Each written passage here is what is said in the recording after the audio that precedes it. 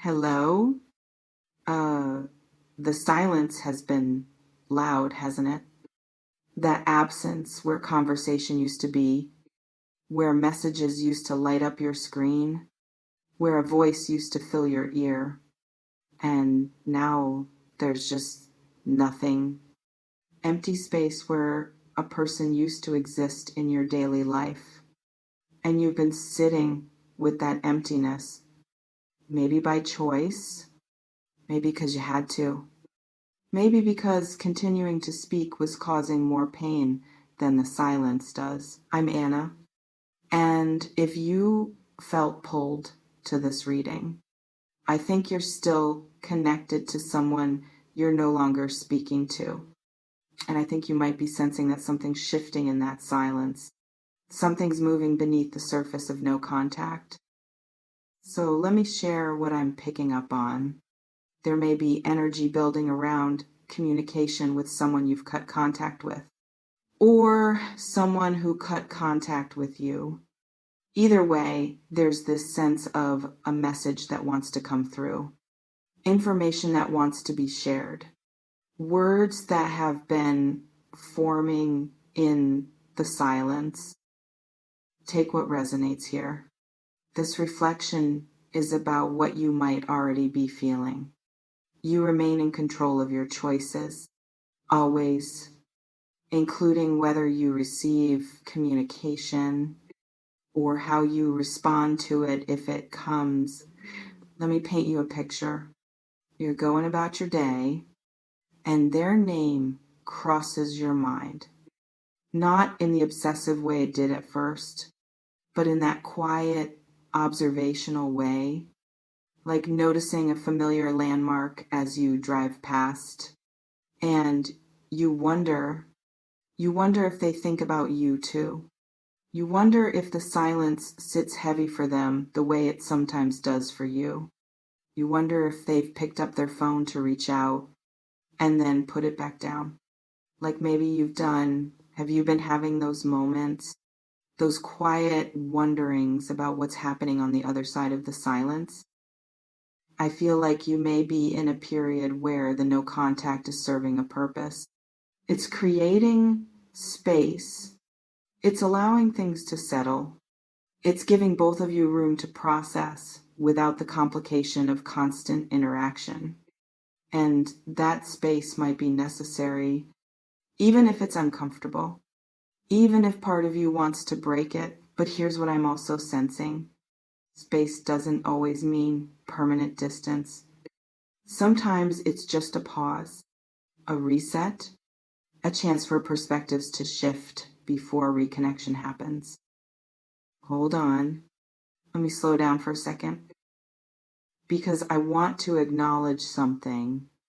If you're watching this and you're hoping for contact, hoping they'll reach out, that's human. That's natural. You don't have to pretend you don't care. You don't have to act like the silence doesn't affect you. But I also want to acknowledge this. If you're watching this and you're afraid of contact, afraid they might disrupt the peace you've started to build, is less than #0. 5# is greater than, that's valid too. You're allowed to have mixed feelings about reconnection. You're allowed to want it and fear it at the same time. Let me ask you something. Why did the contact stop? Was it your choice? Their choice? A mutual recognition that continuing to interact was causing harm? Because the reason matters when thinking about what communication might mean if it comes. If you ended contact to protect yourself, to create boundaries, to stop accepting treatment that wasn't okay, then a message coming your way might require you to remember why you made that choice, to hold on to the clarity that led you to create distance. If they ended contact, if they walked away, then a message coming might bring up questions about why now, what changed, what they want, whether you're interested in hearing it. You know what I'm picking up on? There may be something unresolved between you, not necessarily something that needs to be fixed, but something that feels incomplete, like a conversation that ended mid-sentence, like a door that got slammed before everything was said. And that incompleteness might be what's creating this energy around potential communication. Because sometimes we need closure. Sometimes we need to say the thing we didn't get to say, or hear the thing we needed to hear, even if it doesn't change the outcome. Even if contact doesn't resume after the message is delivered. I feel like this is important. If a message does come, it might not be what you expect. It might not be an apology. It might not be a confession of feelings. It might not be a request to get back together or resume friendship. It might be something simpler or something harder. It might be an explanation or a question or just an acknowledgement that you existed in their life and they haven't forgotten that. The content matters less than what you do with it, how you receive it, whether you engage with it, whether you let it affect the peace you've been building. Let me describe what this energy feels like. It's like standing at a window, watching storm clouds gather. You don't know if the storm is actually coming.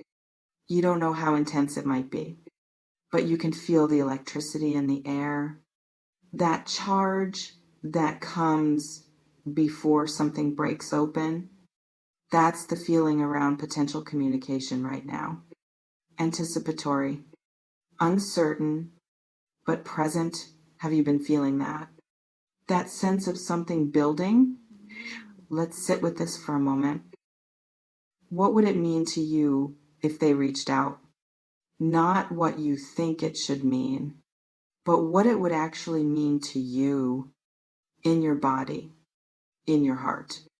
Would it feel like relief, like validation, like disruption, like an unwanted complication?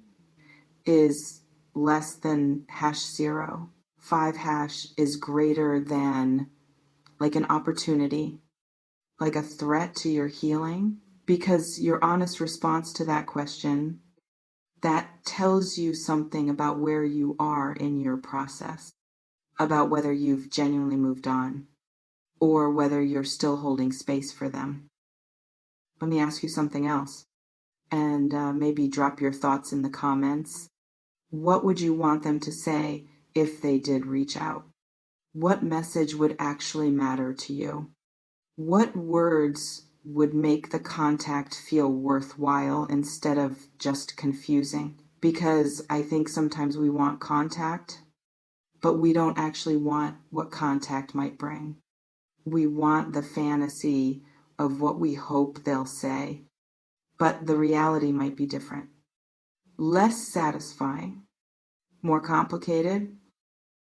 You know what else I'm sensing? You might have changed during this no contact period. You might not be the same person who stopped speaking to them or who they stopped speaking to. The silence may have given you room to grow, to heal, to remember who you are without them in your daily awareness. And that growth matters because if communication does resume, you're meeting them from a different place now. You're not desperate anymore. Or maybe you're less desperate. You've built a life that functions without them. And that changes the dynamic of any potential reconnection. Here's what I want you to consider. A message coming your way doesn't obligate you to respond. It doesn't obligate you to engage. It doesn't obligate you to let them back into your space. You can receive information, acknowledge it, and still choose to maintain your boundaries, because sometimes people reach out to ease their own discomfort, to relieve their own guilt, to see if the door is still open and you're allowed to keep that door closed. Even if they knock, even if they apologize, even if they say everything you once wanted to hear. Let me share something with you. No contact is powerful. It creates clarity in a way that continued interaction can't. It forces both people to sit with themselves, to process without the distraction of each other, to figure out what they actually feel versus what they feel in response to the other person's presence. And what you're discovering about yourself in this silence, that's real information. That's truth. Don't let a message undo the clarity you've gained unless it genuinely adds something valuable. Let me ask you another question. Have you been tempted to break the silence yourself? Have you drafted messages you didn't send? Have you found yourself hovering over their contact, wondering if enough time has passed? Because if you have, that might be part of why you're sensing this energy. Your own desire for contact might be creating the feeling that contact is coming. Or maybe you're genuinely picking up on something. Maybe they are thinking about reaching out. Maybe they're drafting their own unsent messages. Maybe they're wondering if enough time has passed. The energy can flow both ways. You know what's interesting? Sometimes the most powerful message isn't the one that gets sent. It's the one that stays in drafts. The one that gets written as a way to process, but doesn't need to be delivered. Because the act of writing it, of clarifying the thoughts, that's healing in itself. The other person doesn't actually need to receive it for it to serve its purpose. So if a message is coming, consider what it's really for. Is it for you? Or is it for them? Is it genuinely bridging something? Or is it just disrupting your peace? Here's what I'm picking up on about timing. If communication is approaching, it might happen when you least expect it.